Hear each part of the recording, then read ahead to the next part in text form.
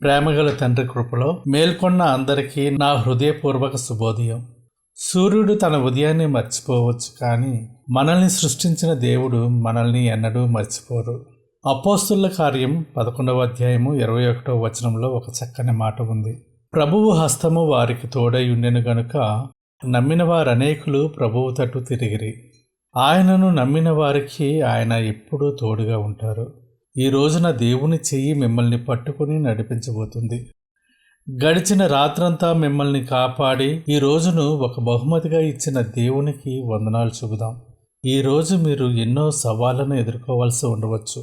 ఎన్నో పనులు మీకోసం ఎదురు చూస్తూ ఉండవచ్చు.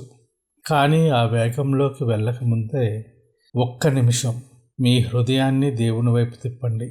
లోకపు అలజడి ఇంకా మొదలవ్వకముందే మన సృష్టికర్త స్వరాన్ని వినడానికి మన ఆత్మను సిద్ధం చేసుకుందాం. కీర్తనలు 27వ అధ్యాయము 14వ వచనంలో, ధైర్యం తెచ్చుకొని నీ హృదయమును నిబ్బరముగా ఉంచుకొనము, యెహోవా కొరకు కనిపెట్టుకుని ఉండుము. ఈ నిశ్శబ్దంలో దేవుడు మీతో వ్యక్తిగతంగా మాట్లాడాలని అనుకుంటున్నారు. నిబ్బరముగా యెహోవా కొరకు కనిపెట్టుకుని ఉండండి. ప్రార్థన. పరిశుద్ధుడైన మా తండ్రి, ఈ ప్రశాంతమైన ఉదయాన్ని బట్టి మీకు వందనాలు. దేవా, ఈరోజు మేము మా గురించి తెలుసుకోవాల్సిన సత్యాన్ని మాకు బయలుపరచండి. రాత్రంతా మమ్మల్ని మీ రెక్కల చాటును కాపాడి మళ్ళీ సజీవంగా మీ సన్నిధిలో నిలబెట్టినందుకు కృతజ్ఞతాస్తుతులు చెల్లిస్తున్నాం. మేము ఈరోజు మీ వాక్యాన్ని ధ్యానిస్తుండగా మా విలువ ఎంతో మాకు అర్థమయ్యేలా చేయండి. ఈ రోజంతా మేము ఎలా నడవాలో, ఏ నిర్ణయాలు తీసుకోవాలో మీరే మాకు బోధించండి. మాకు శాంతిని ప్రసాదించండి. ఈ ధ్యానం ద్వారా మాతో మీరు మాట్లాడండి. మా బలహీనతలో మీ శక్తిని మాకు చూపించండి. ఈ ఉదయం మీ పాదాల దగ్గర కూర్చున్న ప్రతి బిడ్డను మీ వెలుగుతో నింపండి. యేసు అతి పరిశుద్ధ నామంను అడిగి వేడుకొనుచున్నాము తండ్రి, ఆమెన్. మనము ఆదికాండం 1వ అధ్యాయం చివరి అంకంలో ఉన్నాము. దేవుడు 5 రోజుల్లో ఆకాశాన్ని, భూమిని, నక్షత్రాలను, పక్షులను, జంతువులను అన్నీ సిద్ధం చేశారు. లోకమంతా ఒక అద్భుతమైన తోటలా సిద్ధమై ఉంది. ఇప్పుడు ఆ సృష్టి అంతటికీ తన ప్రతినిధిగా భూమిని ఏలడానికి దేవుడు ఒక ప్రత్యేకమైన సృష్టిని చేయబోతున్నారు. అదే నరుని సృష్టించడం. దేవుడు తన సృష్టి అంతటినీ పూర్తి చేసి చివరగా ఒక అత్యున్నతమైన పనిని ప్రారంభించారు.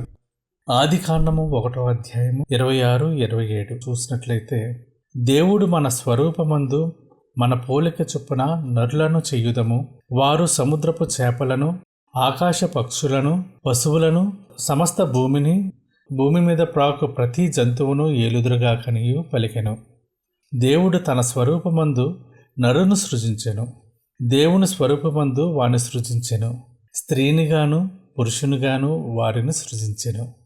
ఒక్కసారి ఆలోచించండి. దేవుడు లోకంలో దేన్ని తన స్వరూపంలో చేయలేదు, కానీ మనల్ని మాత్రం తన స్వరూపంలో చేసుకున్నారు.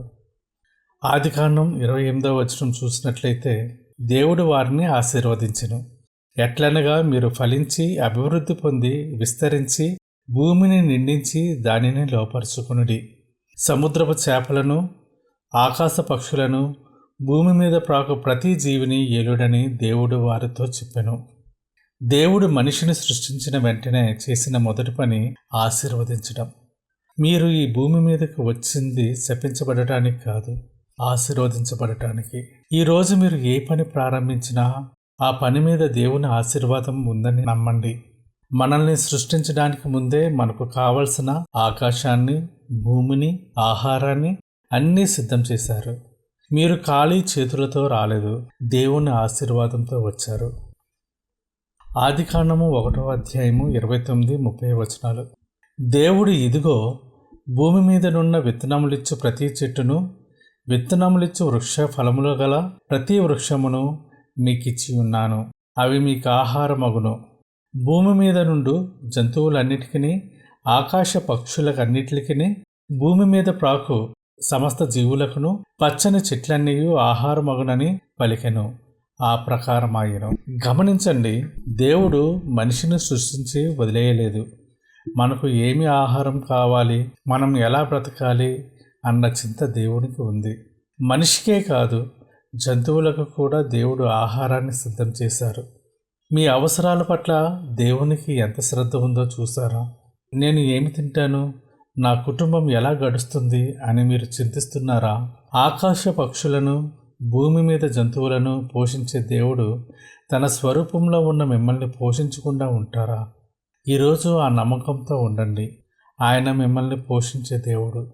ఆదికాండము 1వ అధ్యాయము 31వ వచనం. దేవుడు తాను చేసినది యావత్తు చూచినప్పుడు అది చాలా మంచిదిగా నుండెను. అస్తమయమును ఉదయమును కలుగగా 6వ దినమాయెను. మిగిలిన సృష్టిని చూసినప్పుడు దేవుడు మంచిది అన్నారు.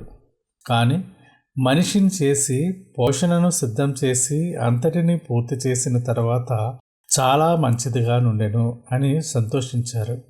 గుర్తుంచుకోండి, మీరు దేవుని ప్రతిరూపం. ప్రియమైన సహోదరి సహోదరుడా, ఆదికాండంలో దేవుడు మనకు శారీరక ఆహారాన్ని ఇచ్చారు. కానీ మన ఆత్మ ఆకలి తీర్చడానికి యేసుక్రీస్తు జీవాహారంగా ఈ లోకానికి వచ్చారు. యోహాను సువార్త 6వ అధ్యాయము 35వ వచనం. జీవాహారం నేనే, నా యొద్దకు వచ్చేవాడు ఏమాత్రమును ఆకలి కొనడు, నా యందు విశ్వాసముంచువాడు ఎప్పుడునూ దప్పికొనడు.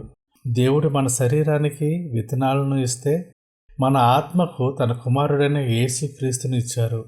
ఆయన ద్వారా మనకు నిత్య జీవం లభిస్తుంది. ప్రార్థన. ప్రేమగల తండ్రి, ఈ అద్భుతమైన ఉదయకాలపు ధ్యానాన్ని బట్టి మీకు కృతజ్ఞతాస్తుతులు చెల్లిస్తున్నాము. మమ్మల్ని సృష్టించి మాకు ఆహారాన్ని, ఆశీర్వాదాన్ని సమృద్ధిగా ఇచ్చినందుకు వందనాలు. తండ్రి, ఈ సమయంలో మీ మాటలు వింటున్న ప్రతి బిడ్డను మీరు దీవించండి. ముఖ్యంగా ఎవరైతే తమ అవసరాల గురించి చింతిస్తున్నారో వారి కోసం నేను ప్రార్థిస్తున్నాను. రేపు నా పరిస్థితి ఏంటి, నా పిల్లలకు ఆహారం ఎలా, నా అప్పులు ఎలా తీరుతాయి అని భారంతో ఉన్న ప్రతి వారిని ఆదుకోండి. భూమి మీద ప్రతి జంతువుకు ఆహారాన్ని ఇచ్చిన దేవుడు మీరు. ఈ బిడ్డల అవసరాలను కూడా ఖచ్చితంగా తీరుస్తారని మేము నమ్ముతున్నాము. మాకు సమృద్ధినివ్వండి. ప్రభువా, అనారోగ్యంతో ఉన్న వారిని తాకండి, స్వస్థతను ప్రసాదించండి. ఆర్థిక ఇబ్బందుల్లో ఉన్న వారిని ఆశీర్వదించండి. వారు ఫలించి అభివృద్ధి చెందేలా మీ కృపను తోడుగా ఉంచండి. భయాలను తొలగించండి. మీ మీద నమ్మకాన్ని పెంచండి.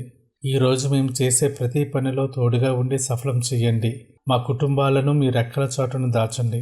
ఏ ఆందోళన మా మనసును పాడు చేయకుండా మీ శాంతి మా హృదయాలు కావలి ఉంచండి. మా ప్రయాణాల్లో తోడుగా ఉండండి. ప్రమాదాల నుండి కాపాడండి. యేసుక్రీస్తు అతి పరిశుద్ధ నామంలో అడిగి వేడుకొంచున్నాం తండ్రి. ఆమెన్.